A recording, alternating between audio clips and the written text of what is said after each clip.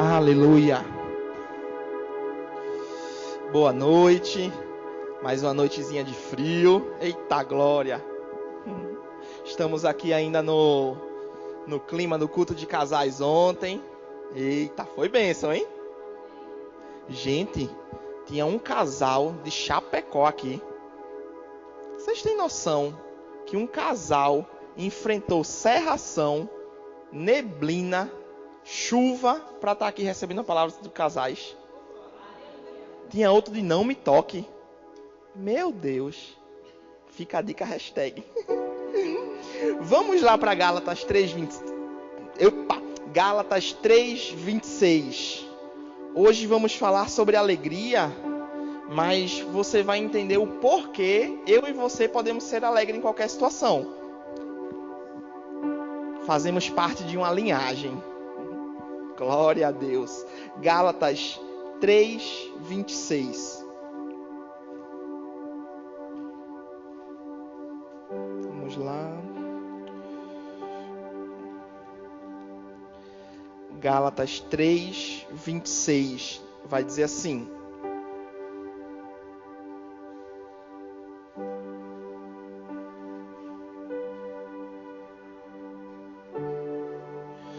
porquanto todos vós sois filhos de Deus, por meio da fé que tendes em Cristo Jesus. 29.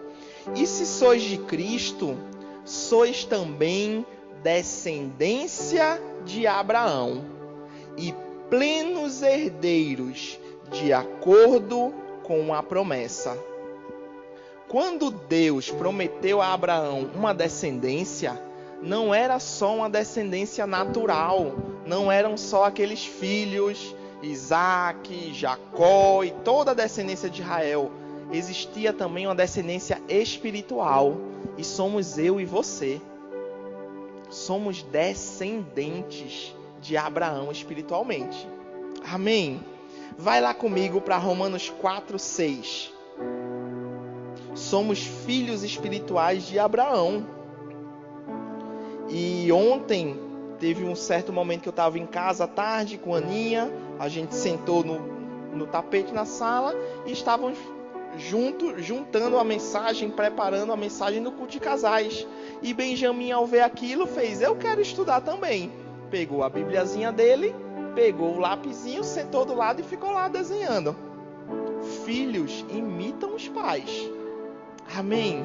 Somos filhos espirituais de Abraão. E Romanos 4:6 vai dizer assim: assim também Davi fala da bem-aventurança do homem a quem Deus leva em conta a justiça independente das obras. Como são felizes as pessoas que têm suas transgressões perdoadas, cujos pecados são cancelados. Vou ler de novo. Como são felizes as pessoas que têm suas transgressões perdoadas, cujos pecados são cancelados. Bem-aventurado aquele a quem o Senhor jamais cobrará o preço do pecado. Essa imensa felicidade é destinada apenas ao que fizeram circuncisão, ou apenas aos judeus, ou também é oferecida a quem não é judeu, aos incircuncisos? Pois já afirmamos que no caso de Abraão, a fé lhe foi creditada como justiça. Em que momento foi creditada? Antes ou depois de ter sido circuncidado? De fato, não foi depois, mas antes. Sendo assim, ele recebeu a marca da circuncisão como um selo da justiça que ele tinha pela fé, quando ainda não era circuncidado, para que fosse pai de todos os que creem, ainda que não tenham sido circuncidados, a fim de que a justiça fosse creditada também a favor deles. Ele é igualmente Pai dos circuncisos, que não apenas passam pela circuncisão, mas que também caminham sobre as marcas dos passos de fé que demonstrou nosso pai Abraão antes de ser circuncidado. Aqui Paulo está falando que Abraão recebeu uma justiça. Que justiça é ela? Essa, não ter os pecados imputados, ser perdoado. O que Abraão recebeu foi: Abraão, por você ter crido em mim, os seus pecados estão removidos. Eu não vou cobrar mais o preço. Você não vai mais ser condenado. Pela fé em quem? Pela fé naquilo que Deus falou a respeito dele. E Paulo está dizendo assim: ei, essa justificação, ou ser muito feliz por ter seus pecados perdoados, não é só para os judeus. Não é só para a descendência física de Abraão. De fato, é para a descendência espiritual. Para todo aquele que anda nos passos de fé de Abraão. Para todo aquele que crê em Deus. Para todo aquele que obedece a Deus. Para mim, para você. Romanos 8:1 vai dizer que não há condenação para aqueles que estão em Cristo Jesus. Se o diabo tem tentado te condenar, diga para ele: Jesus Cristo já pagou o preço. Aqui não. Eu criei no meu Senhor. Eu criei no meu Salvador. Nós somos a descendência de Abraão. E acontece em nós o que está escrito em 2 Coríntios 5,17. Não precisa abrir, mas diz que aquele que está em Cristo é uma nova criatura. As coisas velhas passaram, eis que tudo se fez novo. Hoje somos descendência de Deus, descendência de Abraão, uma nova criatura. Amém? E se cumpre em nós 1 João 5. Vai lá comigo. 1 João 5, 1.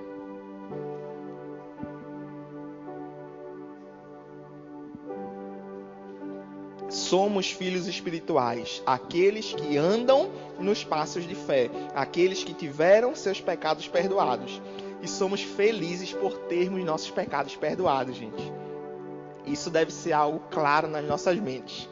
Aqui não estava falando de uma conta no banco recheada. É bom, mas não é o motivo da nossa felicidade, amém? Aleluia. 1 João 5, 1.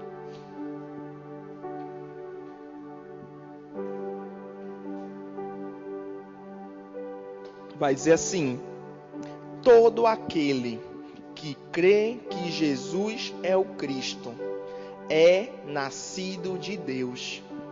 E todo aquele que ama o Pai, de igual modo, ama também o que dele foi gerado. Dessa maneira, sabemos que amamos os filhos de Deus, quando amamos a Deus e obedecemos aos seus mandamentos. Porquanto nisto consiste o amor a Deus, em que pratiquemos os seus mandamentos, e os seus mandamentos não são penosos.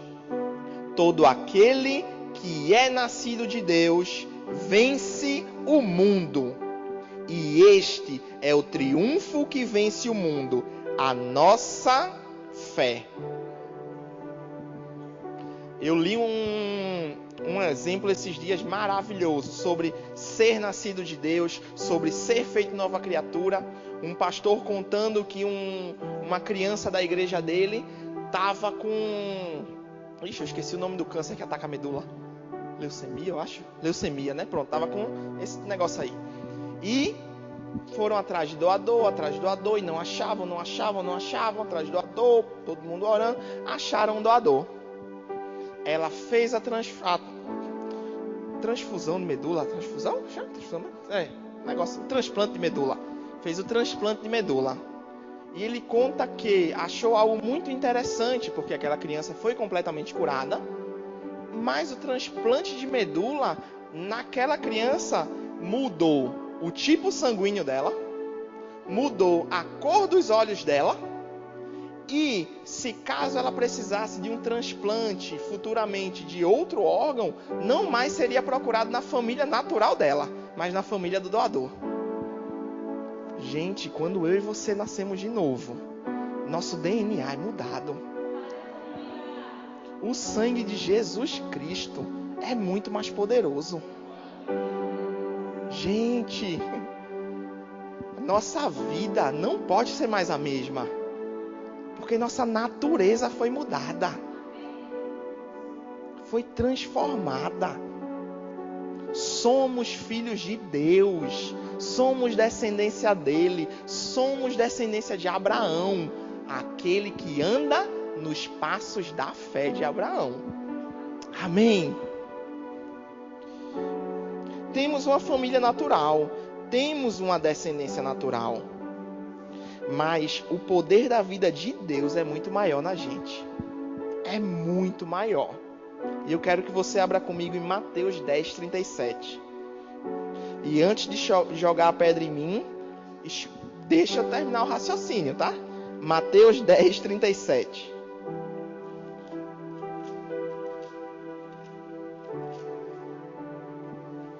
Vamos chegar em alegria, tá? Mas vai guardando cada informação. Mateus 10, 37 é o próprio Jesus falando, tá?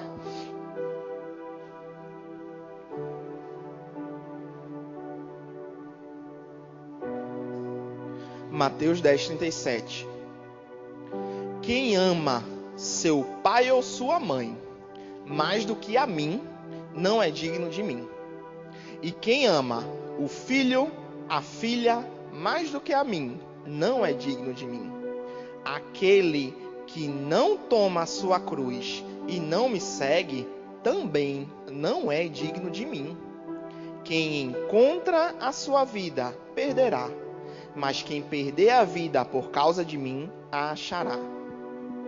Primeiro de tudo, Deus não está dizendo, aqui não está escrito, quem ama o seu filho não é digno de mim. Não, está dizendo quem ama mais do que a mim. Deus não é contra que a gente ama filhos, cônjuges, maridos, esposas, pais e mães. Não, pelo contrário.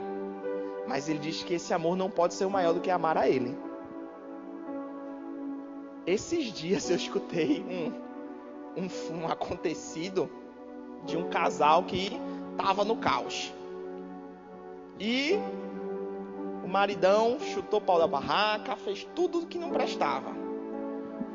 E sabe o que foi que a esposa disse num aconselhamento? Eu, sabendo de tudo, assim, se for para eu deixar ele, eu rasgo minha Bíblia.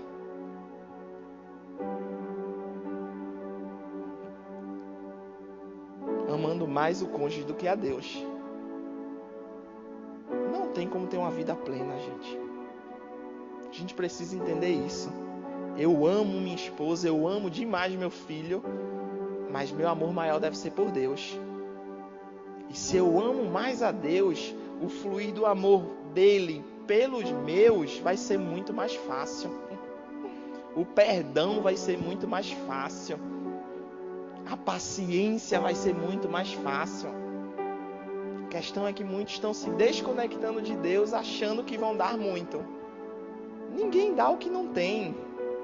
E o amor verdadeiro é o amor de Deus.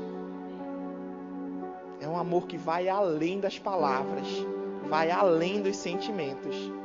Amém. Aleluia. Nós entregamos nossa vida a Ele. Quem entrega a vida a Ele perdeu sua vida. Disse assim, ó. Tá aqui. Na maioria dos casos, não tem muito para te oferecer não, Deus. Tem esse trapo de vida. Em outros casos, tem pessoas que têm vivido muito bem. Não foi o meu, quem dera. Mas têm vivido muito bem e reconhecem que ainda podem viver melhor e entregam a vida a um Deus. A vida que Ele tem é muito maior. É muito melhor. Viver o que Ele tem é muito superior, gente. Somos descendência dEle. E precisamos seguir os seus passos. Amém? Vai comigo para Filipenses 3. Filipenses 3:7. Somos descendência dele, decidimos entregar nossas vidas com a certeza que a vida dele em nós é muito, muito melhor.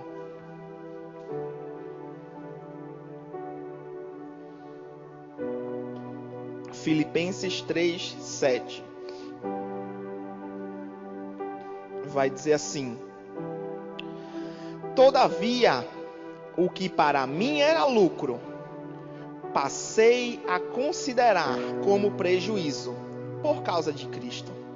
Mais do que isso, compreendo que tudo é uma completa perda quando comparado à superioridade do valor do conhecimento de Cristo Jesus, meu Senhor, por quem decidi perder todos esses valores, os quais considero como esterco, a fim de ganhar a Cristo e ser encontrado nele, não tendo por minha justiça que procede da lei, mas sim a que é outorgada por Deus mediante da fé, para conhecer a Cristo e o poder da ressurreição e a participação nos seus sofrimentos, identificando-me com ele na sua morte, com o propósito de que seja como for a ressurreição dentre os mortos, nela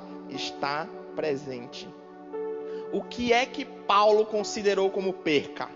Como, num português bem dizido, cocô. A sua linhagem. Se você olhar um pouquinho antes aqui, Paulo vai dizer: se tinha do que me orgulhar, eu tinha.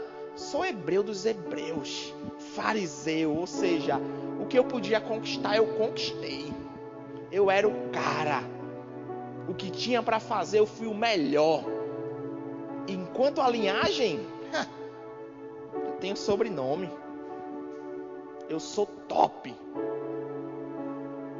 Mas aí ele fala: mas quando eu comparo a minha linhagem, tudo que eu fiz, com o valor de conhecer a Cristo, gente, ele não estava simplesmente desprezando, dizendo que aquilo não era nada, mas ele estava fazendo um comparativo.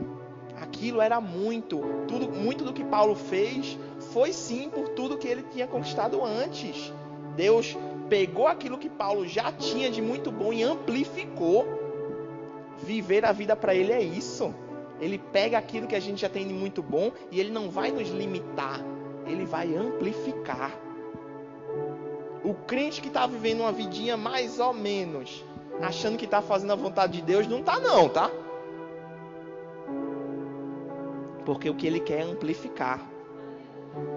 E geralmente a gente mede por outros, né? Nosso sucesso. Mas sucesso é fazer aquilo que Deus nos chama, gente. Pode ser pregando para uma igreja de 5.000 pessoas, ou pregando para um mendigo na rua. Se foi o que Deus chamou, é sucesso. O problema é quando a gente começa a comparar o meu com o do outro é muito melhor. Não estou fazendo. Não. Pergunta a Deus o que é que Deus quer que você faça e faça isso. Agora, se você sabe que não está fazendo nem o que Deus está pedindo, aí é que o bicho pega. Mas obedecer é melhor do que sacrificar. Amém. E aqui Paulo está dizendo: ei, linhagem natural é bom, traz benefícios. Mas a linhagem espiritual, quem eu sou nele. E duas coisas que Paulo fala aqui: conhecer a ele, primeiro. Mas depois ele fala ser encontrado nele. Não adianta só conhecer. Conhecer é o primeiro passo, gente. Tem que acontecer. Mas ser encontrado nele, aí é onde é destravado uma vida que ele tem pra gente. É destravado aquilo que ele tem pra nós. Quando somos conhecidos, quando somos encontrados nele. Só o conhecimento vai dar nariz em pé, vai dar orgulho. Mas ter o conhecimento e saber aplicá-lo no que ele quer, meu Deus do céu, Essa é a verdadeira vida. Essa é a nossa linhagem. E Paulo vai continuar, versículo 12. Não que eu tenha alcançado tudo isso, ou seja, perfeito, ou a palavra mais certa seria maduro. Entretanto, vou caminhando, buscando alcançar aquilo para que também fui alcançado por Cristo. Irmãos, não penso que eu mesmo já tenha conquistado, mas tomo a seguinte atitude: esquecendo-me das coisas que para trás ficam e avançando para as que estão diante de mim, apresso-me em direção ao alvo, a fim de ganhar o prêmio da convocação celestial de Deus em Cristo Jesus. Não tem como alcançar um alvo se estiver preso no passado. Não tem como fazer o que Deus quer se ficar amarrado ao que aconteceu. E o que aconteceu pode ter sido hoje, tá? Ontem, antes de ontem. O que precisa ser resolvido a gente tem que encarar e resolver, gente. Não fugir de problema é enganar. Se enganar, na verdade. Mas buscar compreender, buscar sabedoria de Deus para seguir o que Ele tem, é aí que a vida dele é destravada na gente. É aí que os benefícios da aliança são destravados. Mas para isso, precisamos obedecê-lo. Precisamos de uma vida de fé. E aí onde vamos começar a falar sobre alegria. Alegria e fé estão andando lado a lado.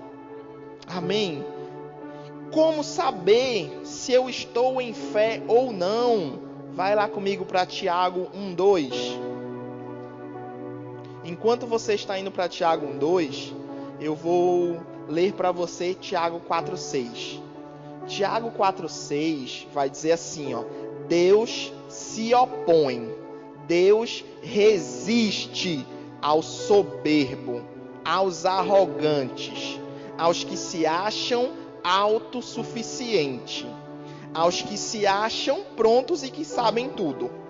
Deus se opõe, Deus resiste. Meu Deus do céu! Por que eu estou falando sobre isso?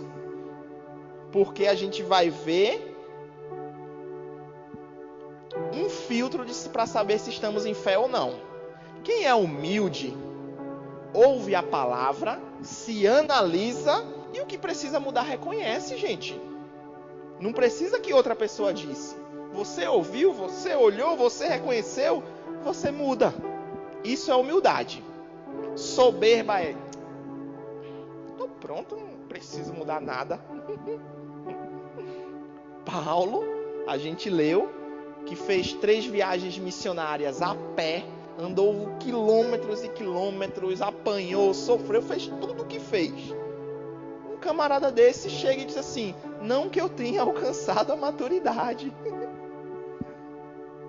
Gente, sendo bem sincero, se juntar todo mundo aqui, multiplicar por 100, eu acho que não chega ao que Paulo fez.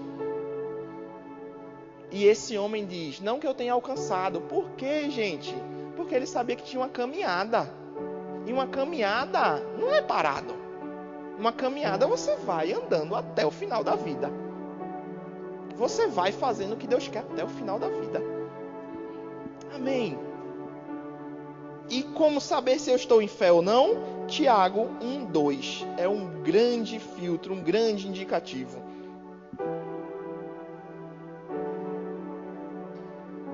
A gente leu: feliz é aquele que tem os seus pecados perdoados. Amém? Tiago 1:2 vai dizer assim: meus amados irmãos, considerai motivo de júbilo, de grande alegria, passardes por diversas provações. Como está meu nível de alegria no meio da provação? Isso mostra se eu estou em fé ou não. Porque a minha fé não é medida pela aprovação. A minha fé é medida pelo que eu estou agarrado na palavra de Deus e na minha salvação. A minha alegria é medida quando eu estou agarrado na minha salvação, no perdão dos meus pecados, na obra que Ele fez. Quando eu lembro o que Ele fez, o que Ele passou, o que Ele sofreu, comparado ao que eu estou passando. E mais ainda, gente, quando a gente lê um livro desse, um texto desse, você diz assim, mas o pastor ou o Tiago não sabe o que eu estou passando. Tiago, o irmão de Jesus, ele era o pastor, o líder da igreja de Jerusalém. E nessa época aqui que ele escreveu isso, cristão estava sendo perseguido. Enfiado numa estaca e tocado fogo. É nessa situação que Tiago diz: tenha motivo de grande alegria passar por diversas provações. Ele sabia do que estava falando. Não é alegria porque eu tenho aprovação. Ai, que glória a Deus, bati meu carro. Aí é ser doido. Mas é bati meu carro, deu aquela ira, eu respiro e Pai, obrigado porque tu me livrou de algo. Porque podia ser pior. Obrigado porque o Senhor está cuidando. Obrigado porque não sei porque aconteceu. Às vezes até sabe, nem imprudência. Enfim. Mas em vez de focar no problema, a gente foca em quem? Em Deus. Em quem Ele é. Nossa alegria é baseada no nosso relacionamento com Ele. Na certeza de que temos de que Ele é um bom Pai. Tu és um bom Pai. Quem tu és é quem tu és. Em quem estamos firmados? Aí vai dizer se temos fé ou não. Vai comigo para Tiago 2,14.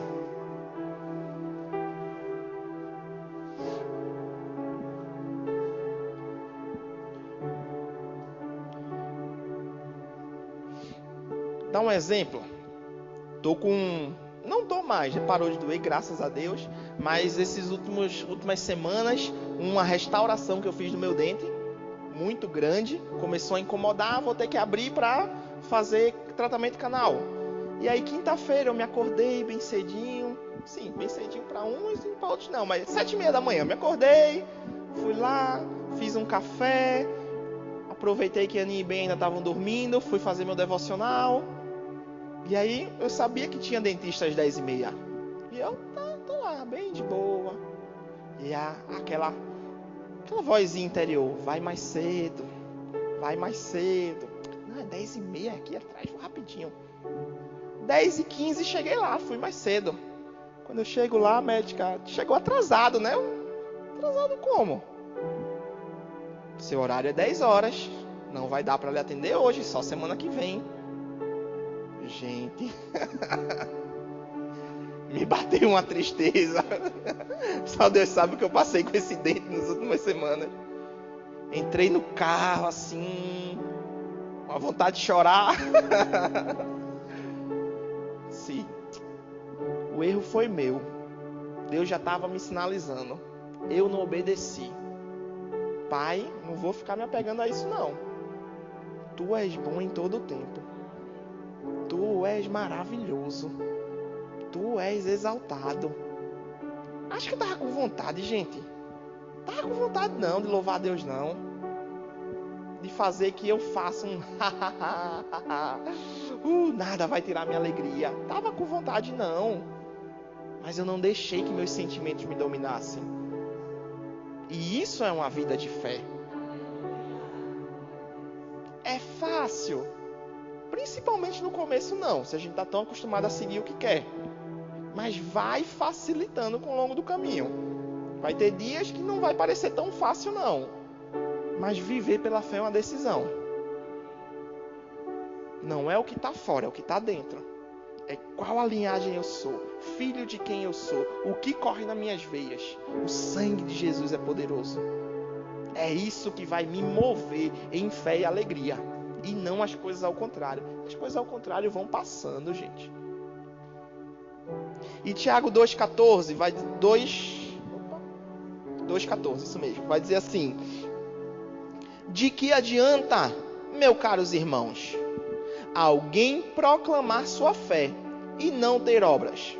Acaso essa fé pode salvá-lo? Versículo 21. Ora, não foi Abraão, nosso pai, na fé, justificado por obras, quando ofereceu seu próprio filho Isaque sobre o altar? Vês dessa forma que tanto a fé como as obras estavam agindo juntas, e a fé foi aperfeiçoada pelas obras. Sabe qual é uma obra da fé? A alegria. Não adianta eu dizer que tenho fé. Chorar a gente vai, gente. Vai ter momento que vai ser pesado o negócio, a gente vai chorar. Mas a questão é não continuar no choro. Não continuar abatido. Chorar, ficar triste não é falta de fé. Falta de fé é continuar nesses sentimentos. Porque vai ter hora que vai ser difícil demais. E vai parecer que não tem como. Mas a gente traz à memória aquilo que nos dá esperança. A gente traz à memória quem é o nosso Deus. E aí a nossa fé vai ser acompanhada de obras. O livro de Tiago é muito claro. Tiago não está falando contra a fé, mas está falando só dizer que tem não adianta de nada e não muda a sua vida. Você diga que tem, você declare sua fé, mas você haja. Porque se não agir, você está enganando a você mesmo. Ele vai dizer, alguns versículos antes, sejam praticantes da palavra e não apenas ouvintes. Senão, vão enganar vocês mesmos. Senão, vão ser como um barco no mar, agitado de um lado para o outro. Mas eu tenho fé. Mas se não botar em prática, não adianta. Não adianta. Aleluia. A alegria faz parte. E aqui ele falou de Abraão. Abraão, com 75 anos, Deus deu uma promessa. Você vai ser pai. Abraão esperou quanto tempo? 25 anos. Somente. Só que um ano antes, está lá, se não me engano, Gênesis 22, mas não precisa abrir. Um ano antes de Abraão ser pai, Deus aparece para Abraão novamente, dizendo, vai ser pai. E a Bíblia diz que Abraão ri. Como você pai? Mas não era um riso de incredulidade, era um riso de naturalmente não tem como. Mas ele prometeu. Eu lembro o pastor Silvio contando que um tempo lá em BH ele teve pedra nos rins. Foi algo assim, que quando ele foi no médico ele rolava no chão. E era muita dor e tinha que operar e aquele negócio todo. E ele lembrou. Ele trouxe à memória o poder da alegria. E foi para sua casa orar e começou a se alegrar. Eu nunca tive, em nome de Jesus nunca vou ter, mas dizem que quem tem pedra nos rins é uma dor assim terrível. E no meio daquela dor, ele começou a se alegrar. Como? Pela fé. Sem vontade. Tô sendo hipócrita? Não, tá exercendo fé. Tá tendo uma atitude. Que essa atitude você começa sem querer. Mas quando você vê, você é cheio do poder de Deus. E Neemias fala que a alegria do Senhor é a nossa força. Só que aí a gente não quer dar o passo de fé, mas quer ter a força. Deus, se tu me fortalecer, eu vou me alegrar. E Deus está dizendo, fé faz e vê. Não vê e faz. E se somos filhos dele, isso tem que estar em nós. Amém. Vai comigo para Salmos 42. Enquanto você abre Salmos 42, Salmos 51, 12, Davi ora para que Deus restaure a ele a alegria da salvação. Sabe por que muitos momentos são tão difíceis que parece que não tem como? Porque a gente se esquece da alegria da salvação. A gente esquece como é bom ter sido salvo, alguém ter morrido por nós, pago o preço. Isso deixa tudo mais leve. E Salmos 42:5, Davi vai dizer assim: por que estás assim tão abatida, ó minha alma? Por que te angustias dentro de mim? Deposita toda a tua esperança em Deus, pois ainda o livrarei, o louvarei por seu livramento. Ele é o meu Salvador. Versículo 11. Por que estás assim tão triste, ó minha alma? Por que martirizas o meu ser? Põe tua esperança em Deus, porquanto ainda o louvarei, por tua presença salvadora, ó meu Deus. Vira uma página, 43:5. Por que está abatida, ó minha alma? Por que te afliges sobremaneira dentro de mim? Deposita a tua confiança em Deus, pois ainda o louvarei. Ele é a minha salvação e o meu Deus. Para complementar isso, Provérbios 15:13. Provérbios capítulo 15, versículo 13.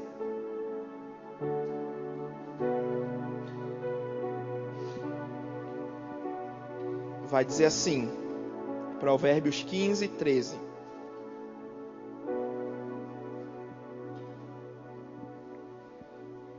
A alegria do coração ilumina todo o rosto. Não, pastor, eu estou feliz, mas é porque eu sou sério.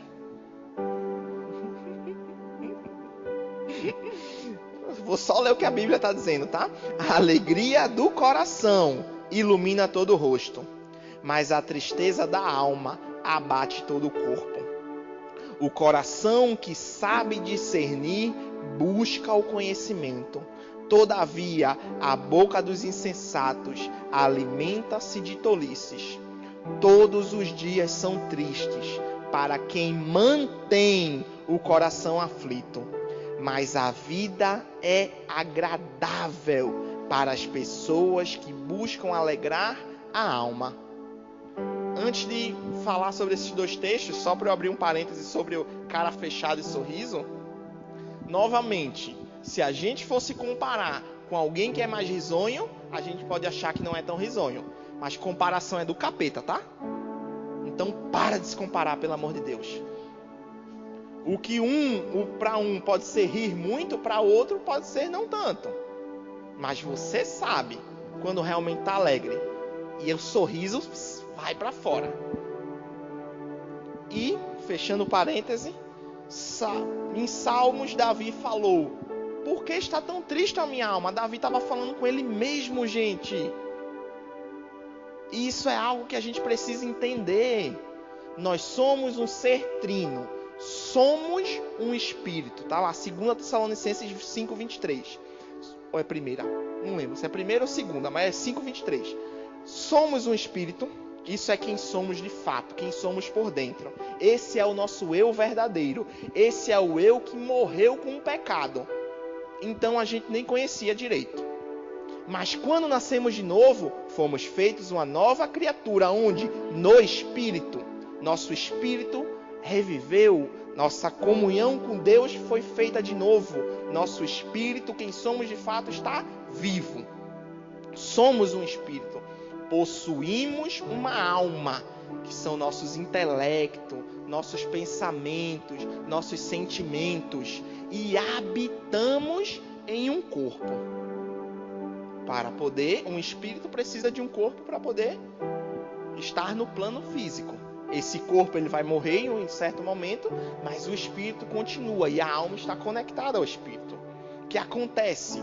Antes de nascer de novo, nós éramos, em nome de Jesus, éramos movidos pelos sentimentos, pela alma, porque o espírito estava morto. Mas quando nascemos de novo, é o nosso espírito que deve dizer para nossa alma e para o nosso corpo como se mexer, como fazer, o que não fazer. Nós não somos mais movidos pelas informações que recebemos. Nosso cérebro é algo maravilhoso, feito por Deus, gente. Mas é para nós captarmos, usarmos. Mas é o nosso espírito que diz, haja assim ou haja daquela forma. É o nosso espírito. Vou falar mais ou menos como é. Smith Wigglesworth, um apóstolo da fé inglês, ele dizia que acordava todos os dias e dizia, Smith, é assim que você está se sentindo. Não venha me dizer o contrário. E ele treinava o seu corpo para algo. Ele treinava a sua mente para algo. Qual é o grande problema? Não temos treinado. Temos vivido da forma que os sentimentos têm estado. Mas nós cantamos e na Bíblia diz, não vivemos pelo que sentimos. O que sentimos, sentimos de fato. Mas o nosso espírito tem o poder de mudar esses sentimentos, gente. Tem o poder. Eu vi hoje um videozinho do Ayrton Senna correndo e falando como ele treinava a sua mente e seu corpo. Não sei se ela era crente, acho que não, mas estava usando um princípio bíblico que Deus quer pra gente. E tem muita gente lá fora se dando bem por estar usando aquilo que Deus deu pra gente. E precisamos nos treinar. E Davi estava dizendo com ele, Davi estava sentindo frustração, angústia, estava algo pesado, ele estava dizendo assim, ei alma, tá pesado demais, sabe por quê? Porque está olhando para a circunstância. Olha para Deus, confia em Deus, é Ele a minha salvação. Sabe o que é que eu vou fazer, alma batida? Eu vou louvar, eu vou engrandecer, eu vou, em vez de ficar, meu Deus, olha as contas, meu Deus, olha o filho, meu Deus, olha o parente, meu Deus. Obrigado, Pai. Eu oro por cada um deles. Eu intercedo por cada um deles. Eu entrego ao Senhor aquilo que eu não posso fazer. Não somos Deus, tá, gente? Achar que somos nós que vamos mudar as pessoas vai nos frustrar e vai nos paralisar. A gente fala a palavra, mas quem convence é o Espírito Santo. Quando a pessoa está aberta. Nossa parte é falar, demonstrar, dizer. Mas aí, nossa parte acaba e é com a pessoa e Deus. E muitas coisas que têm acontecido com a gente acontecem por isso. Querer levar a carga dos outros. A Bíblia fala de levar a carga dos outros, sim. Mas ajudando as pessoas. Mas não fazendo o que as pessoas precisam fazer. Amém? Não sei porque eu disse isso não, mas você sabe. Ou quem sabe, sabe. Sei lá. Enfim. Até me perdi. Precisamos nos treinar. Amém? Nós. Dizer pra gente mesmo o que é para fazer. Não ser levado pelos sentimentos. Ser levado por quem Deus é. E para finalizar, abra comigo em Isaías 12. Eu tô numa pegada de Isaías todo culto ultimamente, né? Isaías 12 está na minha mente desde segunda-feira. Mas Isaías 12, para você entender o contexto, na verdade, deixa Isaías marcado e vai para Romanos 11, só para você entender. Isaías, o profeta Isaías, recebe de Deus um confronto para Israel, porque Israel estava pecando. E se continuasse do jeito que estava e continuou, o juízo de Deus viria contra o pecado. Não contra as pessoas, contra o pecado. Mas se tiver agarrado com o pecado, é mais ou menos aqueles amiguinhos, tá? Um amigo... Vou contar essa história. Tá? Eu morei minha vida quase toda num bairro em Olinda chamado Rio Doce. Que não era um bairro nada bom. Mas para quem mora lá é bom, ninguém mexe. Mas minha avó morava na penúltima casa da rua e tinha a quadra, e depois da quadra era um campo de futebol e um terreno baldio. Então de um lado não tinha nada, era onde os maconheiros iam, e do outro eram as ruas. E estava eu e alguns amigos brincando conversando, acho que eu tinha uns 12 anos na época, na calçada na esquina, a calçada era alta assim, e a entrada do carro. Passa um carro da polícia, e um amigo meu brinca com o outro, dizendo assim, aí se esconde a polícia. O abençoado não foi se esconder. Resultado, acho que tinha uns 8 amigos juntos. 2 fizeram besteira, mas os outros que estavam junto, foi tudo pra parede, policial descendo com arma, botar escondendo o quê? Cadê a droga aí? Até mostrar que focinho de porco não é tomada, né? O que eu tô querendo dizer, está envolvido com pecado, tem nada não. Uma hora ele pega o preço. E não é o juízo de Deus contra você, mas é contra o pecado. E por isso ele diz, não peca não, se separa. E Isaías, ele vai anunciar esse juízo. E eu pedi para você abrir em Romanos 12. Romanos 12 não, 11, 22. Essa é uma parte de Deus que a gente não pode separar, gente. Romanos 11, 22 vai dizer assim: considera, portanto, a bondade e severidade de Deus. Deus é bom ou severo? Os dois. Severidade para aqueles que caíram, mas bondade para contigo, desde que permaneça firme na bondade dele. Ao contrário, também tu serás excluído. Imagina uma pessoa que cometeu um delito e vai ser julgada. Aí esse juiz vai dar uma sentença para a pessoa. Vai pagar tal pena. Tá. Tempos depois, outra pessoa vai e comete o mesmo crime. Esse juiz vai ser justo se der a mesma pena ou ele vai ser injusto? Vai ser justo. Porque tem uma lei, ele está se baseando na lei. O que eu quero dizer com isso, gente? Deus condenou o diabo por rebeldia, por não querer seguir a ele. Está condenado.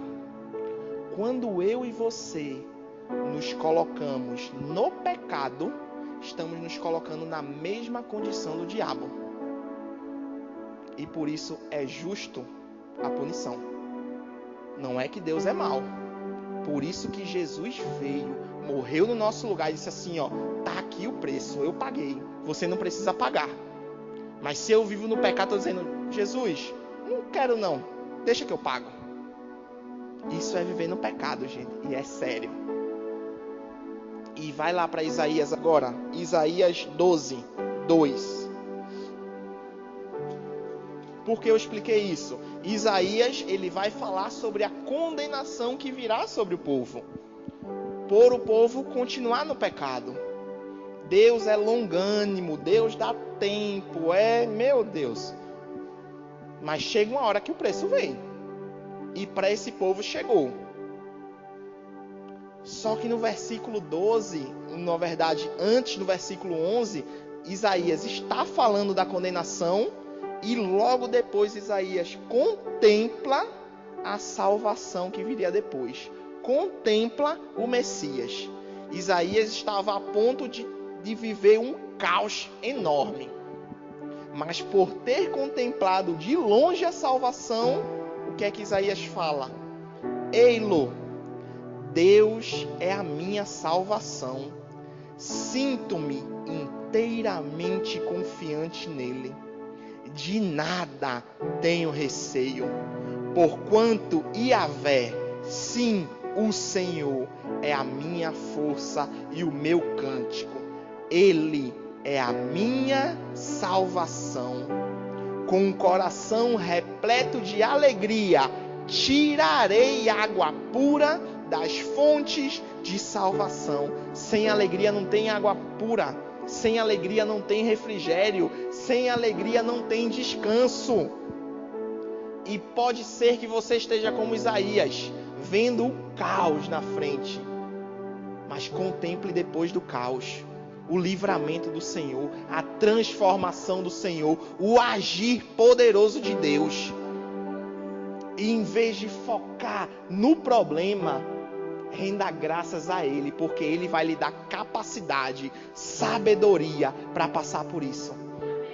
Como Isaías, cante a Ele, se alegre, tire de dentro. Jesus disse, do seu interior fluirão rios de águas vivas. E Isaías está dizendo que é com alegria que a gente tira essa água pura da salvação. Temos uma linhagem, gente. Não somos qualquer um. Somos filhos do Rei, sim. Ele nos dá a capacitação, Ele nos dá a força. Quando focamos nele e conservamos nossa alegria. Quando nossa fé tem uma ação que se chama dar uma gargalhada da cara do diabo. Diz assim, se levantou com força, diabo. Tu vai ver o poder de Deus. Tu vai ver o que Deus vai fazer. O testemunho vivo que eu e minha família seremos.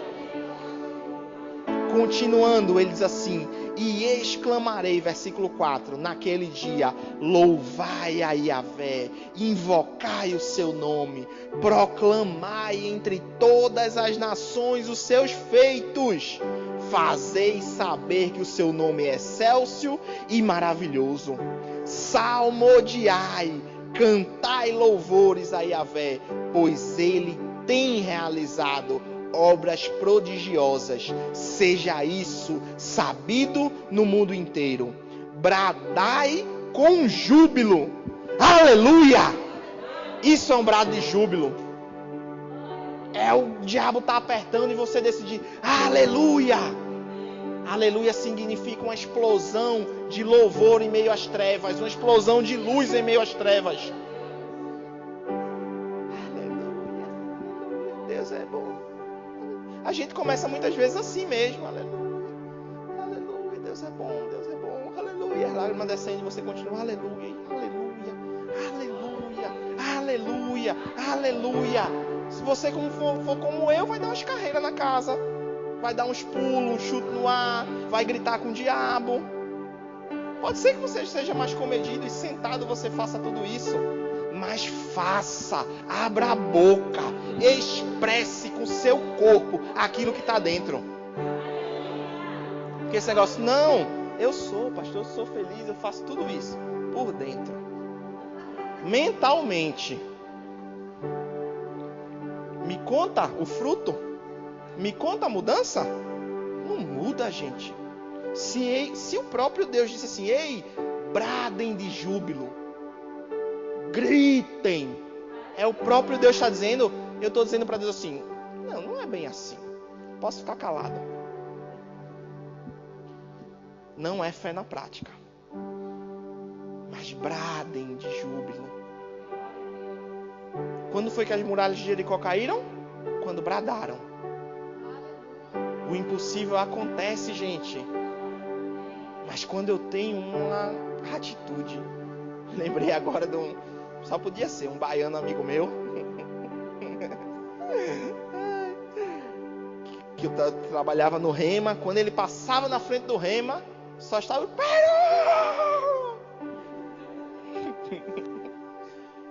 Aquele baiano ali é meio doido. Ele vai me escutar depois. Eu te amo, Ricardo. Mas entende o que é um brado. E nós precisamos bradar, gente. Nós precisamos nos alegrar, gente. É só assim que as coisas mudam. Vou bradar, vai mudar na hora, pastor. Pode ser que mude. Mas pode ser que você receba a força que está precisando para fazer o seu. E as coisas vão mudar. E como é que eu sei? Comunhão com Deus. Você vai fazer, se vier uma instrução, você segue. Se não vier, você fica tranquilo porque Deus está agindo. Mas o seu primeiro passo você precisa dar. Amém. Bradai. Pode ficar de pé. Vou só ler esse último versículo e a gente vai orar. Bradai com júbilo. Exaltai, ó habitantes de Sião, porque magnífico é o Santo de Israel entre o seu povo. Obrigado, Pai. Obrigado pela tua salvação. Obrigado pelo teu amor. Obrigado pelo teu perdão. Obrigado pelo preço pago que eu não poderia pagar. E o Senhor pagou por mim. Muito obrigado, Pai, por me fazer uma nação santa, um sacerdote real, um povo de propriedade exclusiva do Senhor, com o propósito de proclamar as tuas obras. Muito obrigado, Pai, por tudo que o Senhor já fez. Obrigado pelo preço que foi pago. Obrigado por tudo que o Senhor tem feito em minha vida, na minha família, na tua igreja, Pai. Nós decidimos nos alegrar, porque o Senhor é bom e o Senhor não muda.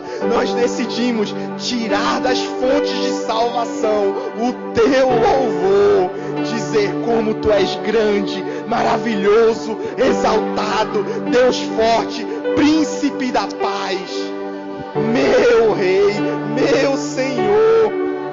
Grande és, magnífico é teu nome. Tu és bom em todo tempo, tu não muda, maravilhoso, Deus conosco, príncipe da paz. Tu nos deu a tua paz. Tua paz não vem das circunstâncias, a minha paz vem do Senhor, de entender quem é o Senhor, de entender que o Senhor tem cuidado. O Senhor tem cuidado. Senhor é maravilhoso. Nós te amamos, Pai. Nós decidimos viver a vida que o Senhor tem. Nós somos uma nova criatura. Nós não somos os mesmos e não nos conformamos em viver de qualquer jeito, mas vivermos inteiramente para o Senhor. Vivermos inteiramente para o teu louvor. Obrigado, Pai, porque obras grandiosas o Senhor tem feito. Senhor é o Senhor dos exércitos e tem batalhado por nós. Oh, Pai, que nesse momento os nossos olhos espirituais sejam abertos e possamos ver quantos batalham ao nosso favor. Possamos contemplar, nem que seja uma pequena fração do teu poder. Teu poder que levanta mortos, teu poder que cura, teu poder que transforma as situações. Obrigado, Pai, pelo seu agir nas famílias do Verbo da Vida de Carazinho. Famílias protegidas pelo Senhor. Famílias restauradas. Uma mudança acontecendo nos maridos. Uma mudança acontecendo nas esposas. Uma mudança acontecendo nos filhos. Cada um de nós, cada um que faz parte da tua família, tendo um encontro verdadeiro com o Senhor. Tendo uma experiência pessoal com o Senhor. Não simplesmente ouvindo outro falar, ouvindo a experiência de outros, mas que não nos conformemos até termos uma experiência real com o Senhor. Muito obrigado, Pai. Nós te louvamos, nós te engrandecemos. O Senhor é bom, o Senhor é bom. E o Senhor faz tudo novo. O Senhor faz tudo novo. Aleluia. Nossa história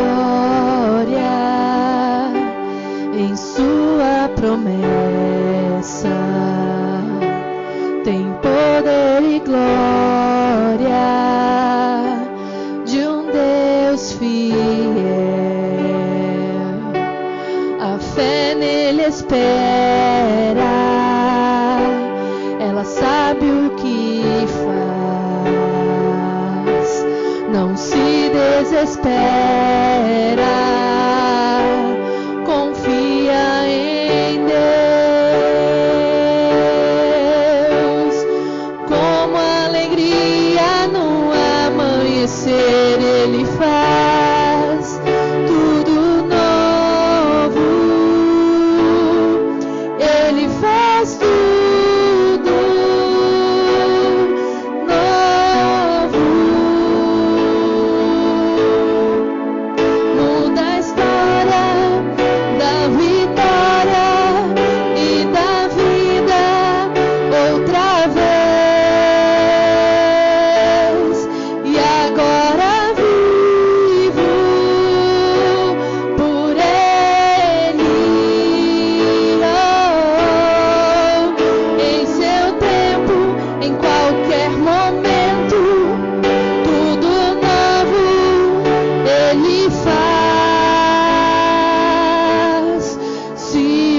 despertou. É o próprio caminho. Tudo mudou em nosso favor. Seu sacrifício é o bastante. Nada é difícil para Deus. Com alegria no amanhecer Ele faz tudo novo. Ele faz tudo novo.